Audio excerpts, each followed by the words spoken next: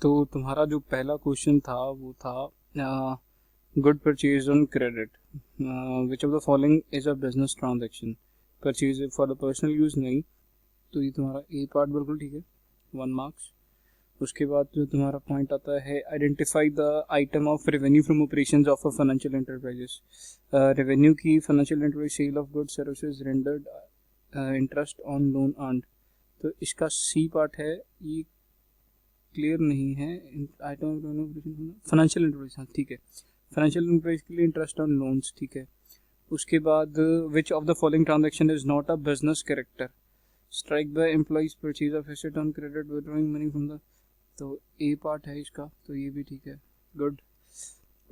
Which of the following is not a business asset, building plant machinery balance with the bank, all of these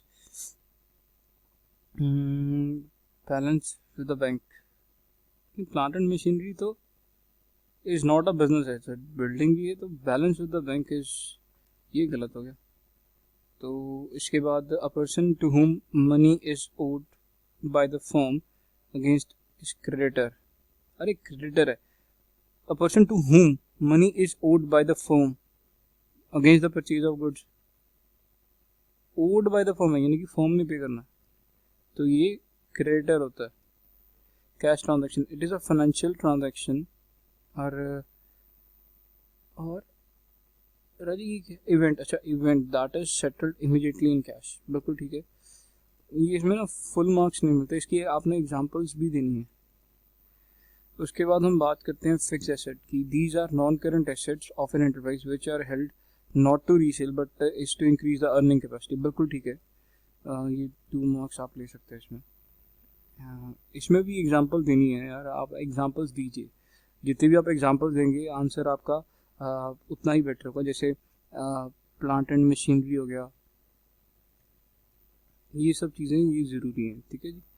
उसके बाद intangible assets, intangible assets जो हैं, sorry these are tangible assets, those which can be seen और touched, they have physical existence like building, जैसे आपने इसमें example दिए तो इसमें फुल आउट ऑफ फुल मिलते हैं आपको।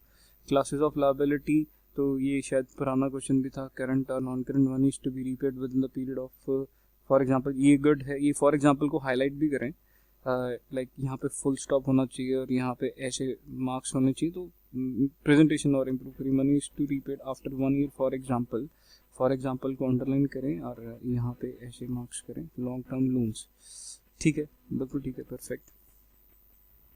Examples of current assets, goods are purchase for the purpose to the resale, example of current assets, ठीक है ठीक है। डेटर्स, डेटर्स क्या होते हैं,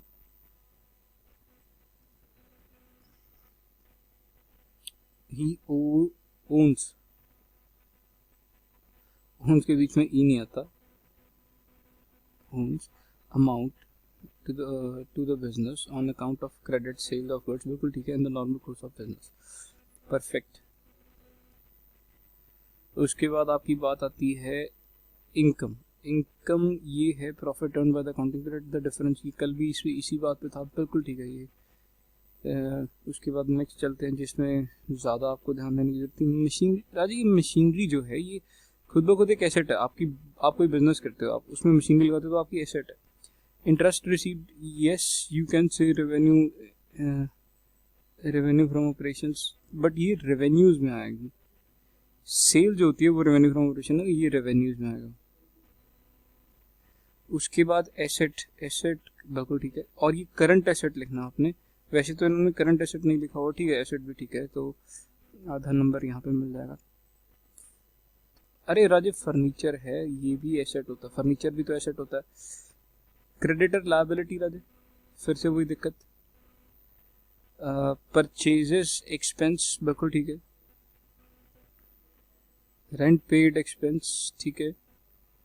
कैपिटल तो कैपिटल है, तो इसमें टोटल मिलते हैं 2, अब आपका टोटल कितना हो गया, 2 + 2 4, 4 + 1.5 5.5, 6 7, 7 के बाद 9 9 2 11 11 2 13 13 और 14.5 14.5 15 16 17, तो yes there is a remarkable improvement but still there are few lag behinds आप कर सकते हैं। हाँ, अंडरस्टैंडिंग थोड़ी सी और बढ़ाइए। अगर आपको कोई दिक्कत आती है तो प्लीज़ आप पूछिए। ये है आपका 29 अप्रैल।